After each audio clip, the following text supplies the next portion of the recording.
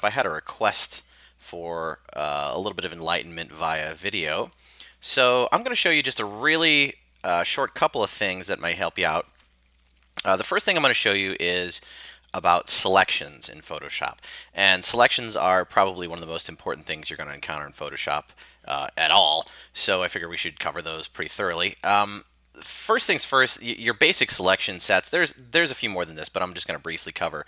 On the left-hand side of your screen over here in your tools palette, you've got your Marquee tool, you've got the Lasso tool, and you've got the Magic Wand tool. And now keep in mind that each one of these things has shortcuts. If you roll over them, they will show you the shortcut. Learn your shortcuts. That's the only way to really get any better in this field, is to learn these shortcuts. Definitely increases your workflow. In addition to that, anything in the menu over here that has these little, see these little triangles in the corner, if you hold down on those, you get more tools as a flyout. Hopefully you found that out already. So really, it's just kind of a toolkit here. You just pick whichever one works best for each circumstance, and the best way to do that is experimenting with these things. I'm going to give you a brief overview, but really with this entire workspace, you just have to try it and see what works best. So here's our marquee, basic selection, right? You get rectangle, elliptical. Now single row, single column, these are usually for web design stuff.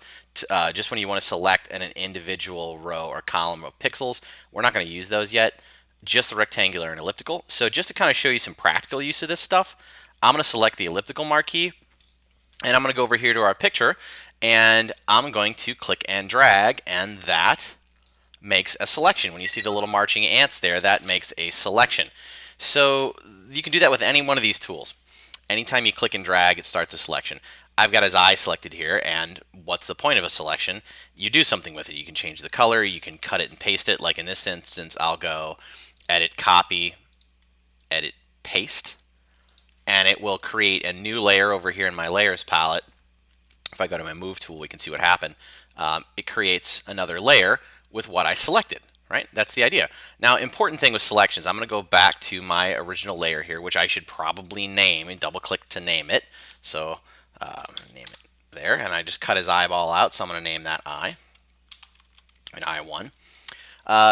Just by default, some selections work better than others.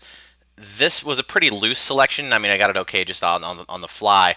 But the secondary tool here, this lasso tool, is a little more precise. There's a couple different kinds. The regular lasso is on by default, the polygon and the magnetic. My preference is the polygon. This lets you, every time you click, it sets a point of selection, which you'll see in a second. The regular lasso is like a freeform drag. It's not terribly accurate, and I don't use that much. The magnetic lasso will snap to different colors. For instance, if I hold down on the magnetic lasso and I click and drag here along the edge of his hat, notice how it automatically tries to snap to the edge of his hat. Now, it's not working particularly well because the pixels are blurry and there's not a lot of contrast there. So again, I'm going to hit escape to get rid of that. Again, this is not the most useful. I think the Polygon Lasso tool is the most useful. Try them out. See which one you like. It's just personal opinion on my part, but I think the Polygon Lasso tool is the best of the bunch. So select that. I'm going to zoom in using Z as a keyboard shortcut, or the magic wand, or the magnifying glass down here, the zoom tool. Back to my Polygon Lasso. L if you want to use the keyboard shortcut. Right here, I zoomed in so I could see the edge of the pixels here. I'm going to go, and every time I click, it's going to set a point, right? Look at that. Now, I'm being a little bit sloppy here on purpose so I could show you a tool to fix this. So what I'm doing is just kind of cutting around, a lot more precise than the marquee was there. When I'm done, now I screwed up a little bit there. I accidentally double-clicked and ended my selection. I'm going to hit Control-Z or Command-Z on Mac to go back to where I started. If you screw up in your selection, simple way to fix this. Shift. Now notice, see my icon here? If I hold down Shift, it adds to my selection the little plus. If I miss the edge of this eye here, see I missed a little bit of the edge of the eye. If I click and make more of that selection, see that will add to a selection, right? Alt, if I hold down Alt, will subtract from a selection. Like right here, I screwed up, and I can remove that section by holding down Alt while I click, see? So it's really easy to do. You can add to or subtract from a selection. Any one of these selection tools will work for that. So now I can go back to my base layer here, and I can edit, copy, Control-C, edit, paste, Control-V or Command-V, depending on your Mac or PC. And now I've got a precise selection than the one up here. See? Third selection set tool is the magic wand tool, or the quick selection tool is usually the default here. Quick selection tool, what this lets you do, if I'm on my background layer here, this will, and both this and the magic wand tool, will select, if I click and drag with this tool here, see, it selects areas of like color. Okay, so if I do that in his eyeball and I click and drag, it's going to select that color that I started on and the adjacent colors around it. Command D or Control D to deselect. You can increase or decrease the brush size of this with your brackets on your keyboard, or you can go up top here and increase and decrease the size. Either way, I'm going to decrease my size or use my brackets right on my keyboard here. Make sure I click and drag. So there we go. If I click and drag, now I drag a little bit too much. But if I have this really small and I click and drag, see how it grabs areas of like color. So that's pretty helpful. The magic wand's kind of sort of like a blanket version of that. If I go to the magic wand tool and I single click, it will grab an area of color that is similar. Okay, Shift will add to that selection. Okay, right there. So click, and Shift will add to. Again, not the most precise because there's some settings I haven't gone into on that. Again, I don't have a lot of time to go over a bunch of it. But the magic wand up top here, the most important setting, and remember, all of your tools, your settings are right up top here. Okay, so anytime you're looking for a setting, it's right up here. My tolerance on the magic wand defines how much of that light color it's grabbing.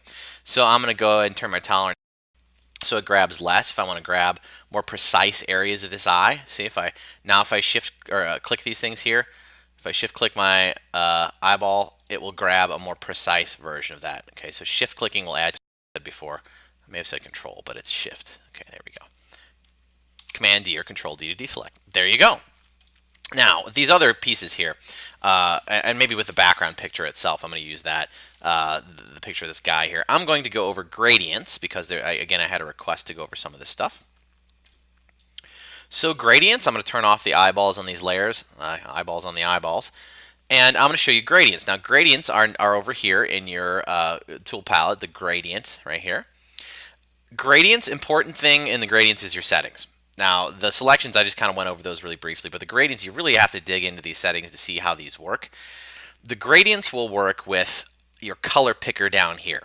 Okay, so your foreground color and your background color. This is your background color, this is your foreground color. The black is my foreground, white is my background. You can swap them. Okay, notice if I swap these, my gradient color up top swaps, right? So I'm going to pick a color, something obvious so you can see what's going on here. Maybe I'll pick a blue. Now I'm in the color palette. If I roll over the edge here, I'm going to source the blue from his eye. That's a great trick. If you don't know that already, anytime you're hurting for a color to use in a composition, draw it or pull it from the picture. Then you can't go wrong. Okay, that's always going to work. So now I choose this color. I have a blue to white gradient. Okay, but I've got some options here. The biggest options, the most important ones, are these two here. You've got foreground to background color. I've got blue to white, since that's what's in my color palette, blue to white. This next one is foreground color to transparency. This is probably the most useful one that you're going to get. This is for adding in kind of little highlights of color on the edges of pictures and things of that nature. So I'm going to choose, now the other ones are just default colors. You can make new gradients, that kind of stuff, which I'll go over in a second. But here's my colors, and if I select my foreground to background or foreground to transparency, which is what I'm going to use right now, and I click and drag, it will bring that color into my composition. Now, just word to the wise on this, always start a new layer before you add a gradient on that layer, because then if you don't like it, you can throw it away. Non-destructive editing is very important in Photoshop. Now I can make a gradient. Bingo. And I can turn it off. If I don't like it, I can change the opacity, all that other kind of stuff.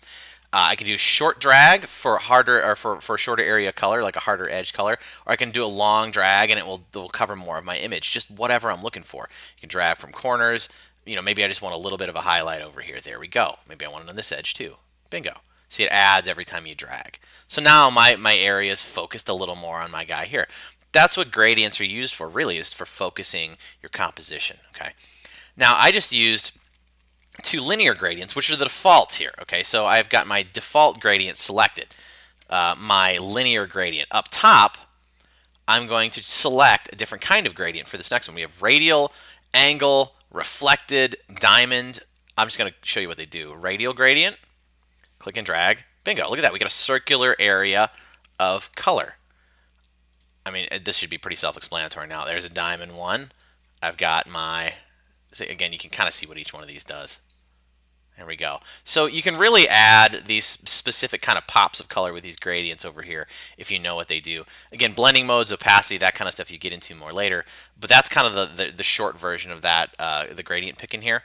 So that's kind of the really basics of gradients. If there's anything else you'd want to see, just let me know, and I can show you some other things, some more in-depth stuff. I just don't want to make the video too long. So there you go. That's about the end of the tutorial. I hope you enjoyed it. If you have any other questions, you can email me, justincussman@gmail.com. Hope you have a good day.